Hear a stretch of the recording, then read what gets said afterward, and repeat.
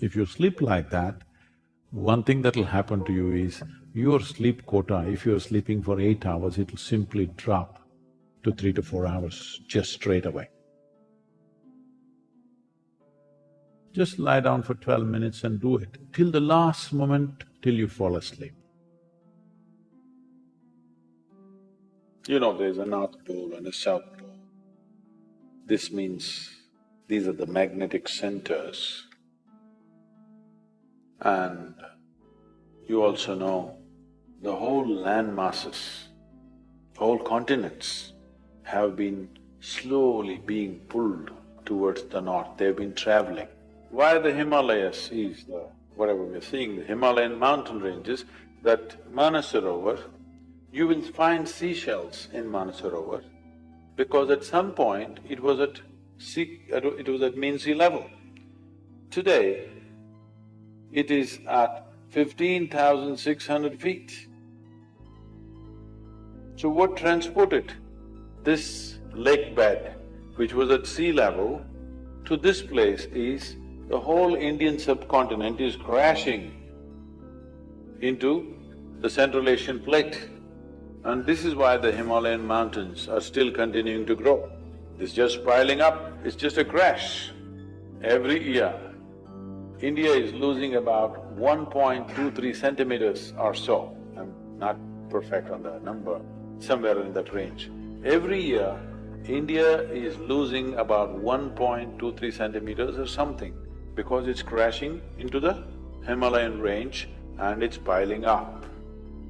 Because the magnetic pull of the North Pole is slowly pulling all the land masses upward. So such a huge magnetic pull where the continents are moving up, that kind of magnetic pull is constantly in enforcement across the globe. Suppose you had a little bit of anemia, if you went to your doctor, what does he prescribe for you? So it seems to be like it's an important ingredient of your blood, yes? So if iron is floating around in your blood, and if I put a very powerful magnet to the top of your head, it is possible that slowly blood may start moving in that direction, isn't it? Let's say if it's a very, very powerful magnet, you start slowly pulling it up because there is elements of iron in the blood. Your body is designed like this, that your heart, which is the pumping station of the circulatory system, is 3/4 of the way up, not halfway down, because it is difficult to pump against gravity, easier to pump towards gravity, so it's placed here. Generally, all the pipes that are flowing down are larger ones, what is going up are much finer ones. As it goes up here, they're almost hair-like. So minute that the circulatory system in your brain is such that if one extra drop enters there, hemorrhages will happen. People have strokes. So now you were like this, now you went like this. Already there is a little bit of imbalance in the system because heart was pumping, calculating the gravitational resistance. Now suddenly there's no gravitational resistance, you became like this, and now you put your head towards the north. Slowly, it gets pulled towards your brain. So one thing that could happen to you is you could have disturbed sleep. If you put your head to the north and sleep, you could have disturbed sleep, all kinds of dreams happening. If you are in your old age, it is possible that you can have a stroke or you could just die in your sleep. It's very much possible. Not that if you sleep one day you will fall dead. Every day, every day, every day, if your bed is arranged that way, that every day you're sleeping, put your head to the north, you are asking for trouble. Some kind of trouble, we do not know what kind of trouble you will get, That depends on the strength of your system. If it is weak, very weak, you may fall dead, or you may get a stroke, or you may just get disturbed sleep, you may just have nightmares, or during the day you act funny. So many things will happen because excess circulation is happening in the brain when it should not be happening, simply because you put your head to the north. So in case you go to South America, then you should not put your head to the south. If you went to Australia, you should not put your head to the south. You can put it to the north, out there. In the northern hemisphere, you do not put your head to the north. East is best, northeast is okay, west is all right, south if you must, north, no. Tonight before you go to bed, spend at least 12–15 minutes reminding yourself, you're neither this body nor this mind. Just lie down and just remind yourself, this body is not really you. Do you know, if you live for about 60 years, on an average, most human beings are eating anywhere between 1100 to 1400 tons of food.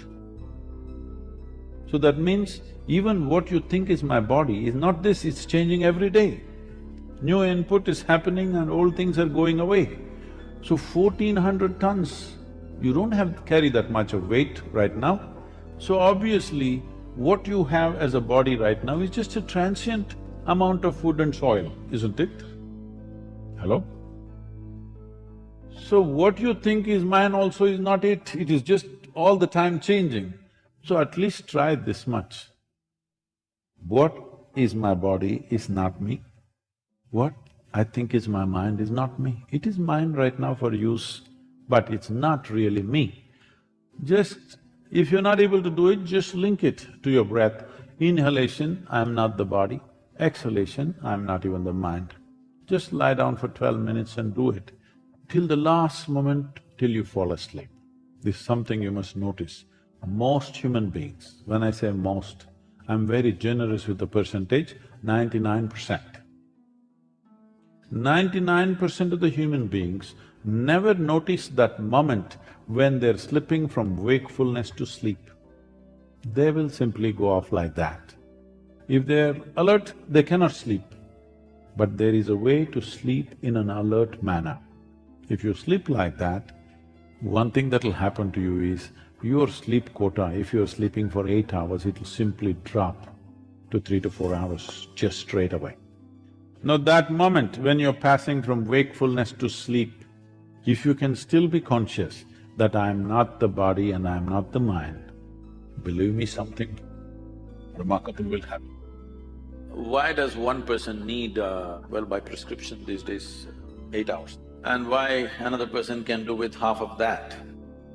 See, one thing is, as we already went through, the very physical body that you carry is just the food that you've eaten, isn't it? If you eat right and do a certain things with your body, you see very effortlessly, within 3 to 4 weeks, you can drop your sleep quota anywhere between 2 to 3 hours.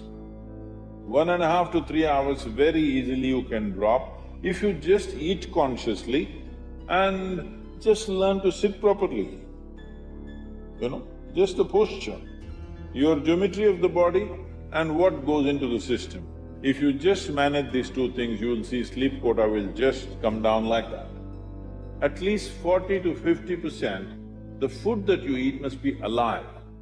You eat dead food and you want to live, this is a little difficult thing to do, because you have to raise the dead now.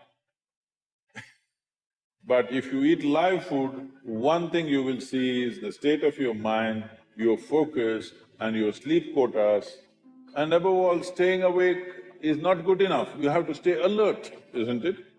How alert you are, how focused you are, only to that extent everything yields to you in this world, isn't it so?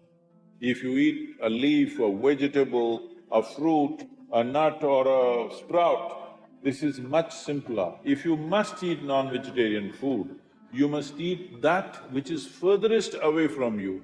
So generally, fish and water life is furthest away from you. So if you must eat non-vegetarian food, fish is the best thing to eat that way.